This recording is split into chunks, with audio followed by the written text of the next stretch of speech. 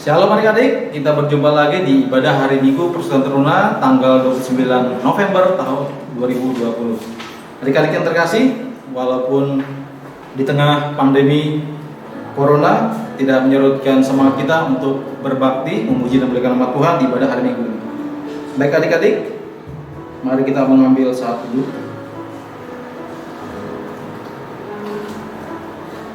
Adik-adik, kakak undang bangkit berdiri. Kita nyanyikan Mars Teruna Harapan Negeri.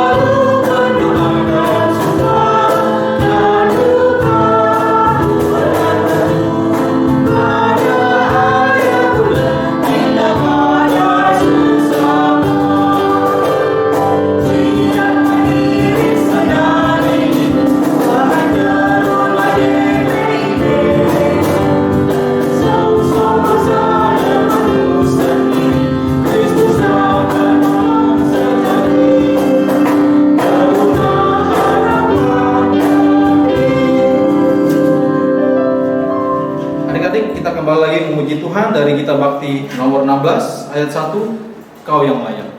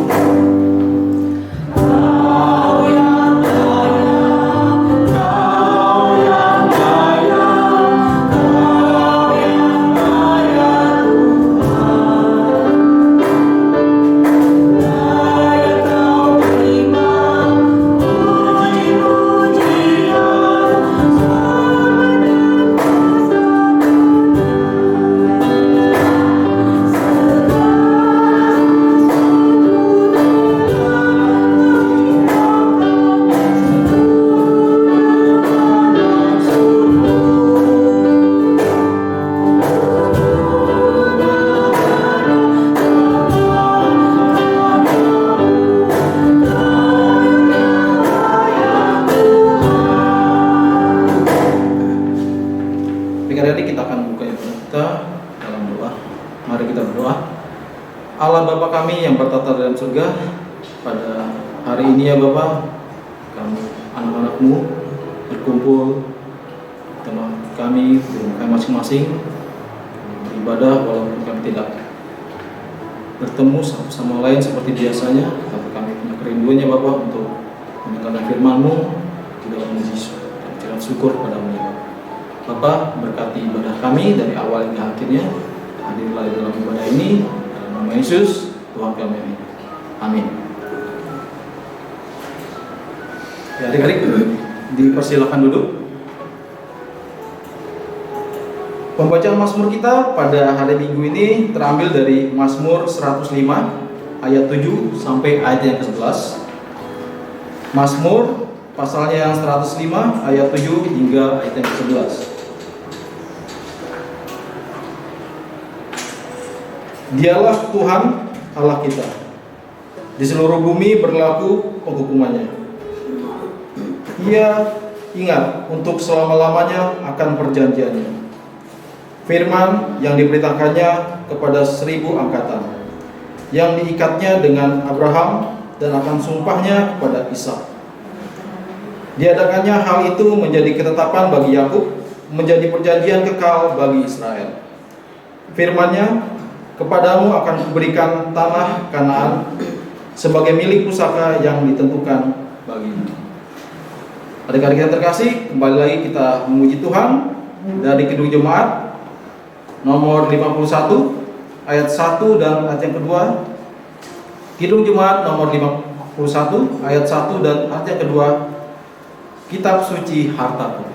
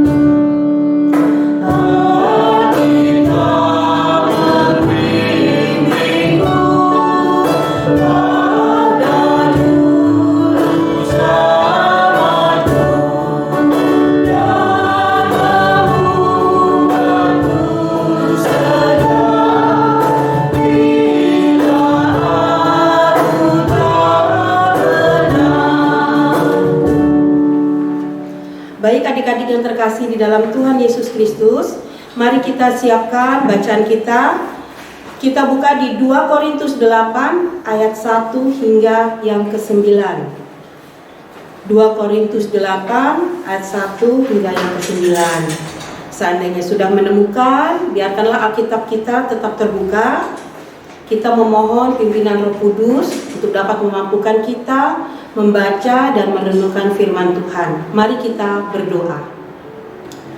Bapa kami yang di dalam surga, terima kasih Bapa untuk penyertaan-Mu pada kami, sehingga kami berada di rumah kami masing-masing dalam keadaan sehat, tidak kurang suatu apapun.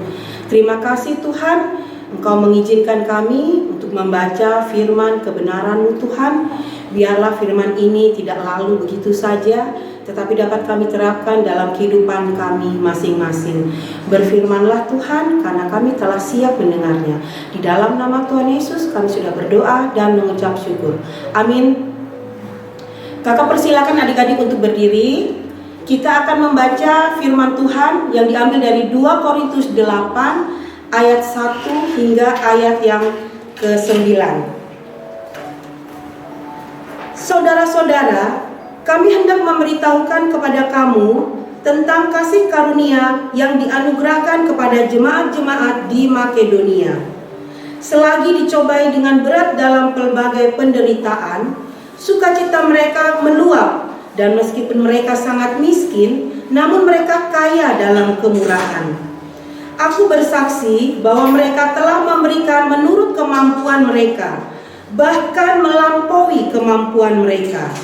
Dengan kerelaan sendiri, mereka meminta dan mendesak kepada kami supaya mereka juga beroleh kasih karunia untuk mengambil bagian dalam pelayanan kepada orang-orang kudus. Mereka memberikan lebih banyak daripada yang kami harapkan. Mereka memberikan diri mereka, pertama-tama kepada Allah, kemudian oleh karena kehendak Allah juga kepada kami. Sebab itu kami mendesak kepada Titus supaya ia mengunjungi kamu dan menyelesaikan pelayanan kasih itu sebagaimana ia telah memulainya. Maka sekarang sama seperti kamu kaya dalam segala sesuatu, dalam iman, dalam perkataan, dalam pengetahuan, dalam kesungguhan untuk membantu, dan dalam kasih-Mu terhadap kami. Demikianlah juga hendaknya kamu kaya dalam pelayanan kasih ini. Aku mengatakan hal itu bukan sebagai perintah, melainkan dengan menunjukkan usaha orang-orang lain untuk membantu aku. Aku mau menguji keikhlasan kasih kamu, karena kamu telah mengenal kasih karunia Tuhan kita Yesus Kristus, bahwa Ia yang oleh karena kamu menjadi miskin, sekalipun Ia kaya, supaya kamu menjadi kaya oleh karena kemiskinannya. Berbahagialah yang sudah mendengarkan firman Tuhan, terlebih lagi yang melakukan dalam kehidupan sehari-hari. Maranatha.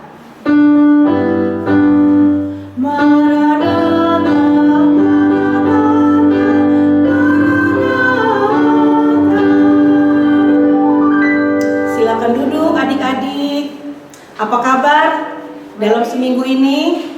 Kakak berharap kalian dalam keadaan sehat, sejahtera, sukacita, meskipun kita masih dalam kondisi pandemi COVID-19, tetapi pengharapan kepada Tuhan, kita akan selalu dilindungi, kita akan selalu mendapatkan berkat, karena doa orang benar pasti akan didengar oleh Tuhan. Amin adik-adik.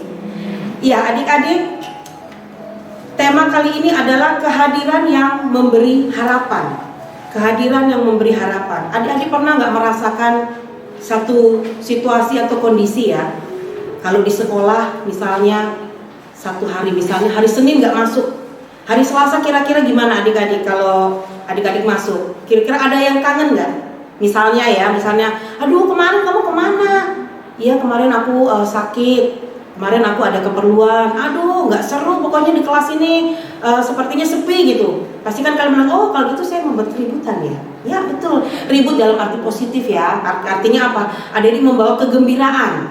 Nah, kehadiran yang memberi harapan dalam cerita ini, dalam perikop ini, itu adalah menceritakan tentang Rasul Paulus ingin memberikan teladan. Teladan karena apa? Di jemaat-jemaat Makedonia. Jadi di dalam perikop ayat ini adik-adik, kita belajar dan melihat sekelompok orang-orang percaya yang ada di Makedonia yang mengerti apa artinya kebahagiaan dalam memberi. Kebahagiaan dalam memberi. Pasti adik-adik berpikir kebahagiaan dalam memberi. Ada yang berpikir bahwa lebih bagus kalau saya menerima, Kak, saya akan merasa senang dan bersyukur. Saya memberi kalau saya ada uang, Kak, atau kalau saya punya ya, Kak. Kalau saya ada lebih, Kak, baru saya memberi. Gak mungkin dong, Kak, saya punya sedikit, tapi gak mungkin dong saya memberi. Nah, adik-adik harus mendengarkan firman Tuhan kali ini. Ini karena apa? Sesuai dengan apa yang terjadi sehari-hari, ya. Mereka tuh melakukannya dalam kehidupan mereka, jemaat Makedonia ya. Jadi jemaat Makedonia itu disebutkan mereka mengambil bagian dalam pelayanan kepada orang-orang kudus.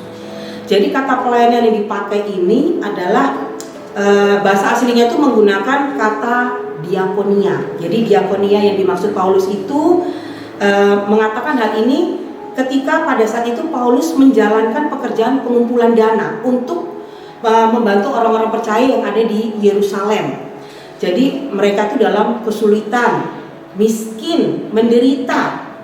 Paulus bukan hanya mendengar, tetapi dia juga dalam keadaan itu dia juga merasakan penderitaan itu karena dia waktu itu berkunjung ke Yerusalem.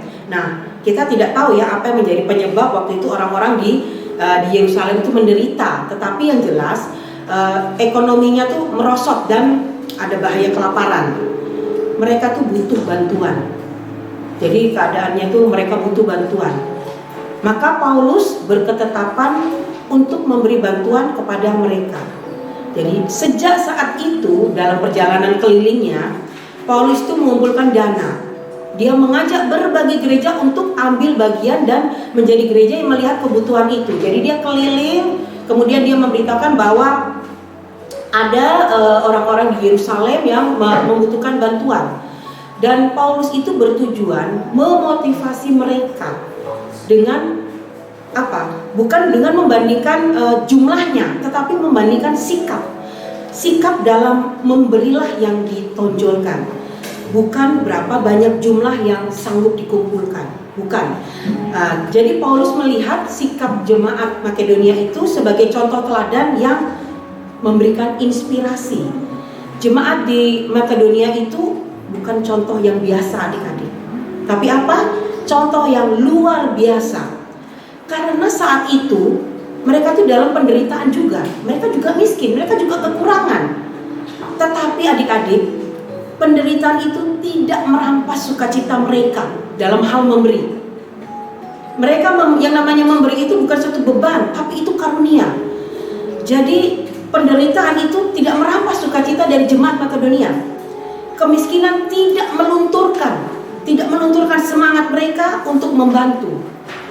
Adik-adik yang dikasih dalam Tuhan Yesus, dalam situasi yang sulit, mereka melakukan apa yang kita pikir tidak mungkin. Apa yang kita pikir tidak mungkin, yang tidak mungkin mereka lakukan, tetapi mereka melakukannya.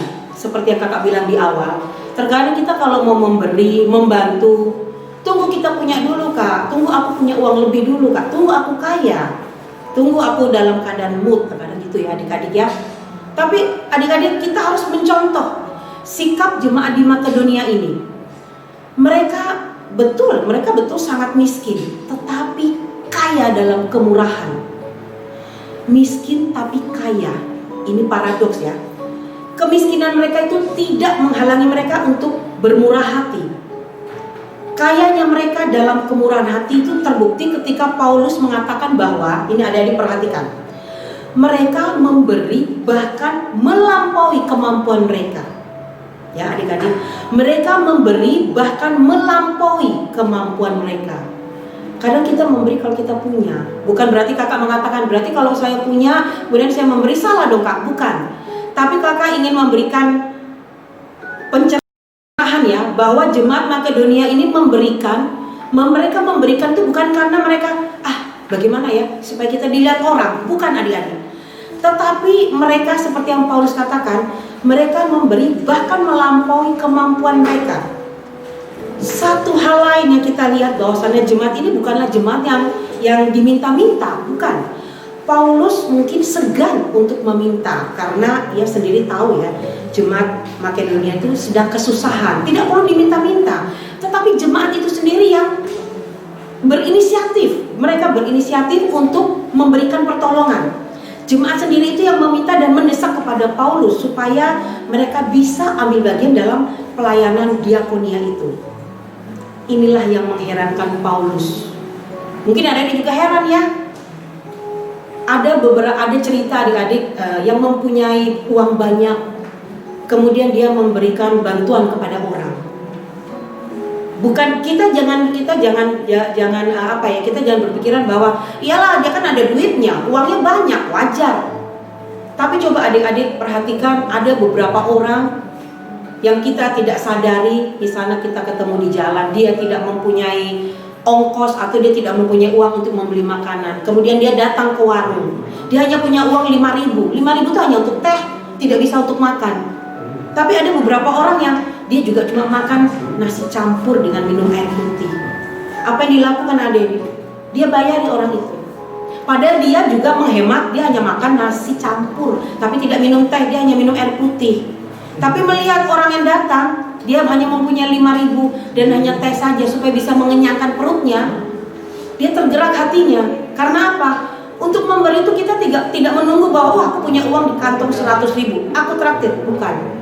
Tapi kita melihat bahwa memberi itu merupakan satu karunia yang digerakkan oleh Allah. Jadi kalau digerakkan oleh Allah, pasti kita akan lakukan dalam kehidupan kita sehari-hari. Paulus ingin mereka bisa ambil bagian dalam pelayanan diakonia itu.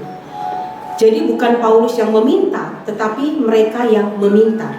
Bagi jemaat Makedonia, memberi adalah hak istimewa, bukan beban. Apa yang bisa membuat mereka seperti itu? Karena mereka memberikan diri mereka pertama-tama pada Allah. Di ayat yang kelima, itu adalah inti dari sikap jemaat Makedonia. Kalau mereka sudah memberikan diri mereka pertama-tama kepada Allah untuk dibentuk dan untuk dijadikannya seperti Tuhan mau, pasti yang akan kita lakukan seturut dengan kehendak Tuhan.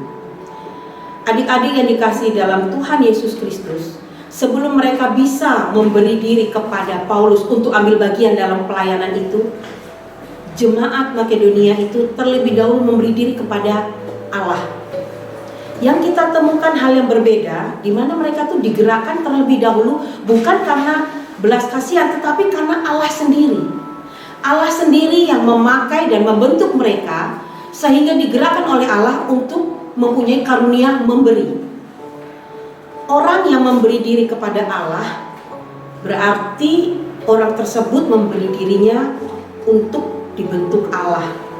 dan mengarahkan hidupnya sesuai dengan apa yang Tuhan mau. Orang yang memberi diri mereka kepada Allah adalah orang yang bisa berkata, ini diriku, ini hidupku, bentuklah dan pakailah aku Tuhan. Kalau kita sudah menyerahkan diri kepada Tuhan, memberi diri kita kepada Tuhan, kita yakin dan percaya Tuhan akan memberikan yang terbaik bagi kita. Orang-orang yang memberi diri kepada Allah adalah orang-orang yang memberi diri untuk diarahkan dan dibentuk oleh Allah. Di sanalah ia dimampukan oleh Allah sendiri untuk menjadi orang-orang yang bisa bermurah hati. Kita tahu itu membuktikan satu hal, bahwa itu adalah pekerjaan dan gerakan Allah di dalam hati orang itu. Ada kasih karunia yang Allah anugerahkan kepada mereka. Adik-adik yang dikasihi dalam Tuhan Yesus Kristus, jika orang benar-benar mengalami anugerah di dalam hidupnya, maka ia tidak akan memakai kesulitan hidupnya sebagai alasan untuk tidak memberi. Saya aja masih ngontrak, Kak, gimana mau nampung dia di dalam rumah saya? Saya aja motor masih pinjam, gimana saya mau menumpangkan dia? Saya aja uang jajannya cuma 10.000, Kak, gimana mau kasih dia minum air putih yang harga 500? Kita harus mencontoh sikap dari jemaat Makedonia. Seberapapun kesulitan kita, tidak melunturkan sukacita kita dalam hal memberi. Paulus menyebut jemaat di Korintus itu kaya, jemaat Korintus ya. Kaya iman disebutkan pertama karena itu adalah akarnya. Tanpa iman tidak mungkin orang berkenan kepada Allah. Adik-adik yang dikasihi Tuhan Yesus, jadi orang-orang yang kaya dalam iman akan mempunyai banyak anugerah untuk terus dimampukan melakukan pekerjaan-pekerjaan baik dan berdaya guna. Amin. Untuk merespon firman Tuhan, mari kita menyanyikan dari Kidung Gita Bakti 225 bait yang pertama. Gita Bakti 225 bait yang pertama.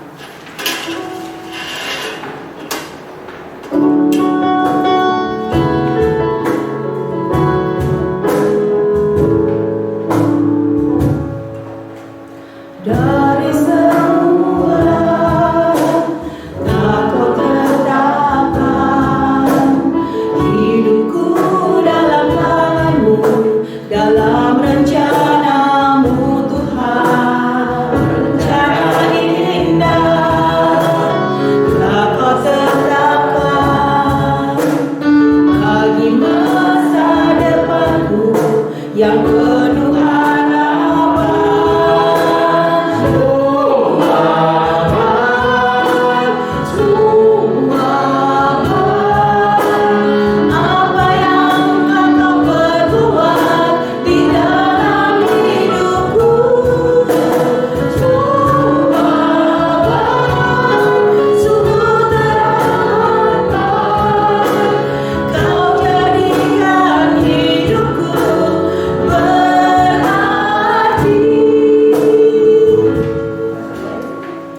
Mari adik-adik, kita satukan hati, kita berdoa. Terima kasih Tuhan Yesus untuk sukacita yang Engkau berikan berkali-kali dalam hidup kami. Kami menerimanya dan kami menikmatinya. Di saat kami mengecewakan-Mu, di saat kami membuat Engkau sedih, Engkau tidak henti-hentinya mengalirkan berkat sukacita kepada kami. Saat ini Tuhan Yesus, terima kasih karena Engkau mengizinkan kami untuk bersama-sama dalam rumah kami masing-masing untuk memuji, memuliakan, dan mendengar firman-Mu. Firman-Mu begitu indah yang kami dengar Tuhan, tetapi biarkanlah itu tidak lalu dalam kehidupan kami. Biarkanlah kasih karunia dalam hal memberi pada saat kami mampu, pada saat kami bersedih, pada saat kami berduka cita. terus mengalir dalam hidup kami, sehingga tidak ada yang membuat berhenti kami melakukan sukacita dalam memberi. Terima kasih Tuhan, teladan yang Tuhan telah berikan bagi kami akan kami lakukan, sehingga nama-Mu saja yang dipuji. Tuhan Yesus, kami akan menaikkan pokok-pokok doa. Kami akan berdoa untuk bangsa dan negara kami. Tuhan, kami yakin dan percaya kondisi bangsa dan negara kami ini semakin membaik Tuhan Yesus. Semakin menuju ke pemulihan, semakin menuju kesempatan yang semakin baik. Terima kasih Tuhan, terima kasih untuk pemerintah dari pusat hingga sampai yang ke bawah. Tuhan Yesus memimpin, memberikan kebijaksanaan. Tuhan Yesus memimpin di dalam mereka memimpin, sehingga kami rakyat bisa merasakan sukacita hanya datang daripada-Mu saja. Tuhan Yesus, berkatilah para medis, dokter yang ada di rumah sakit. Mereka melayani orang-orang sakit, baik itu yang terkena COVID-19 atau penyakit yang lainnya. Tuhan Yesus, berkatilah mereka, berkatilah dalam rumah tangga mereka, berkatilah kesehatannya mereka Tuhan Yesus, agar semuanya bisa berjalan dengan baik seturut dengan kehendak-Mu. Kami juga berdoa Tuhan untuk gereja kami. Terima kasih untuk semua yang Tuhan telah berikan kepada kami, baik gedung gereja ataupun segala sesuatunya. Kami sudah menikmatinya Tuhan, dan itu tidak terlepas dari orang-orang yang mendukung kami, orang-orang yang mendukung pembuatan gereja ini. Terima kasih Tuhan Yesus, berkatilah Pak Jansen beserta keluarga, berkatilah para majelis, berkatilah para pelayan PT, para pelayan PA, berkatilah pengurus Yapendik, berkatilah orang-orang yang sudah menyiapkan gedung gereja. Terima kasih Tuhan, Engkau memberikan mereka sukacita seperti Tuhan memberikan sukacita kepada kami. Kami juga berdoa Tuhan untuk adik-adik kami yang minggu lalu merasakan sukacita bertemu dengan hari ulang tahunnya. Tuhan Yesus, terima kasih Engkau telah menemukan, Engkau telah menambahkan 1 umur kepadanya, sehingga dia bisa merasakan sukacita yang penuh kepadamu Tuhan, dan terus berharap kepadamu, karena harapan kepadamu tidak akan sia-sia. Tuhan Yesus, kami juga berdoa untuk keluarga kami, untuk orang tua kami. Di dalam hari tua mereka Tuhan, Tuhan tetap menjaga, Tuhan tetap melindungi, Tuhan tetap menghibur. Terima kasih memberikan orang tua kepada kami Tuhan, karena kami tahu bahwa teladan yang mereka berikan kami lakukan juga dalam kehidupan sehari-hari ini. Dan kami tahu teladan itu hanya berasal daripada-Mu Tuhan. Terima kasih untuk orang tua yang sudah Tuhan berikan kepada kami. Tuhan Yesus, kami akan berdoa untuk orang-orang sakit yang ada di rumah sakit ataupun yang ada di rumah. Berdoa juga untuk adik-adik kami yang saat ini meskipun ada di rumah, seandainya ada dalam kelemahan tubuh, Tuhan Yesus Engkau akan menjamah tubuh adik-adik kami ini yang Tuhan yang sakit. Tuhan akan memberikan kesembuhan, Tuhan akan memulihkan, sehingga dia dapat memuliakan dan memuji nama-Mu. Terima kasih Tuhan Yesus, terima kasih. Doa ini tidak sempurna Tuhan, kami hanya bisa meminta hanya di dalam nama Tuhan Yesus Kristus yang telah mengajar kami doa yang sempurna. Bapa kami di dalam surga, terima kasih Tuhan, Engkau telah mengajarkan kami doa yang sempurna ini. Bapa kami yang dalam surga, dikuduskanlah nama-Mu, datanglah kerajaan-Mu, jadilah kehendak-Mu di bumi seperti di surga. Berikanlah kami pada hari ini makanan kami yang secukupnya, dan ampunilah kami akan kesalahan kami, seperti kami juga mengampuni orang yang bersalah kepada kami. Dan janganlah membawa kami ke dalam pencobaan, tetapi lepaskanlah kami daripada yang jahat.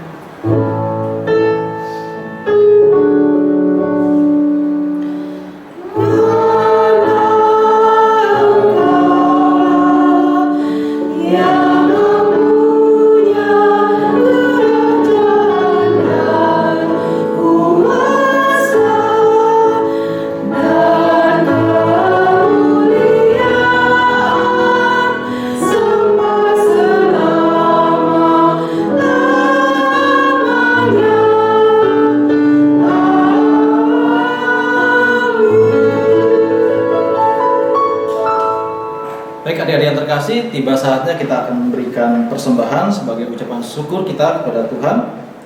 Sambil persembahan dijalankan, mari kita memuji Tuhan dari Kidung Jemaat nomor 18 ayat 1 dan ayat yang kelima. Mari puji Raja Sorga.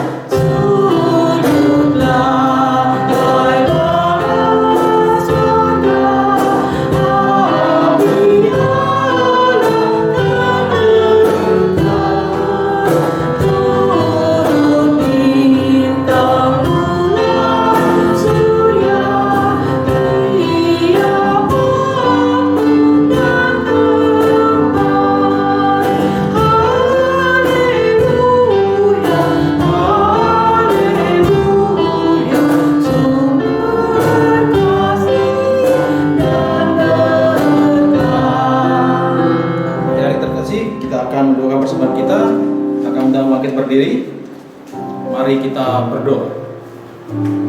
Ya Tuhan, kembali lagi kami mengucap syukur atas segala kebaikan-Mu dalam kehidupan kami. Mengucap syukur atas firman yang sudah kami dengar. Biarlah firman yang sudah kami dengar dapat kami lakukannya dalam hidup beriman kami. Tuhan, pada kesempatan ini kami juga sudah memberikan sebagian dari apa yang kami miliki. Kiranya Tuhan mau kuduskan, berkati persembahan ini, biarlah dapat menjadi berkat bagi pelaburan kasih dan keadilan.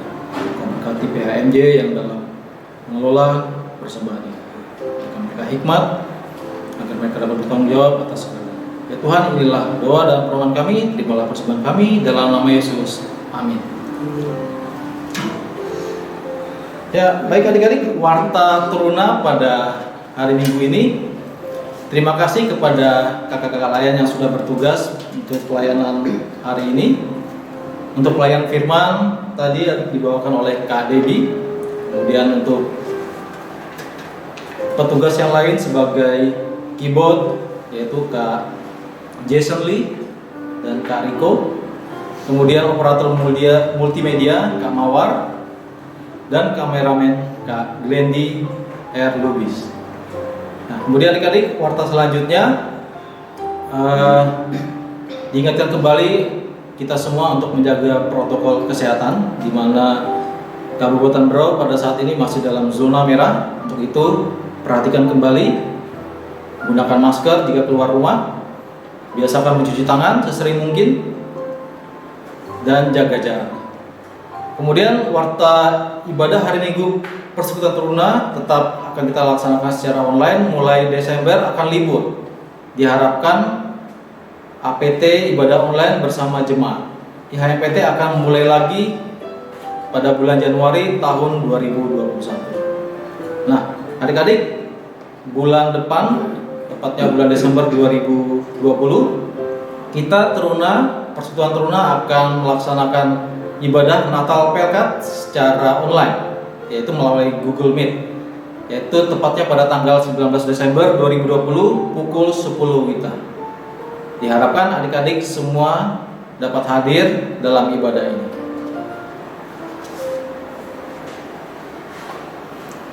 Adik-adik yang dikasihi Tuhan Yesus, biarlah kasih karunia dalam hal memberi menjadi gaya hidup bagi kita orang-orang percaya.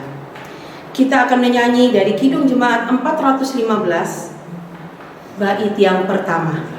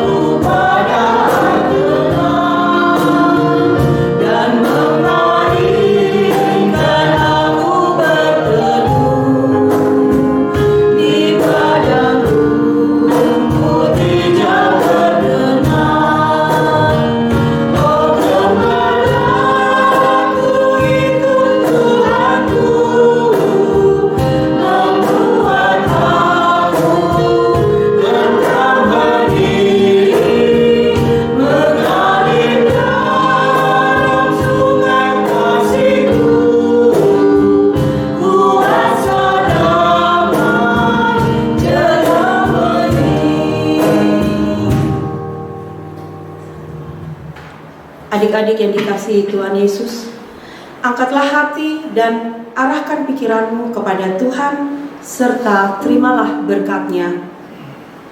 Damai sejahtera Allah yang melampaui segala akal akan memelihara hati dan pikiranmu di dalam Kristus Yesus.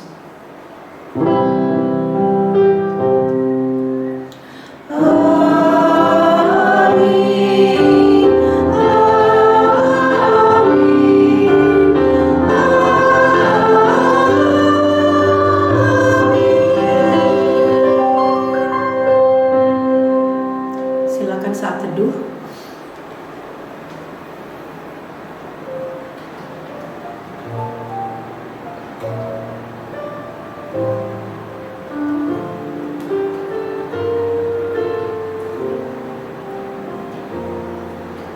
selamat hari Minggu adik-adik, shalom. Tuhan Yesus memberkati.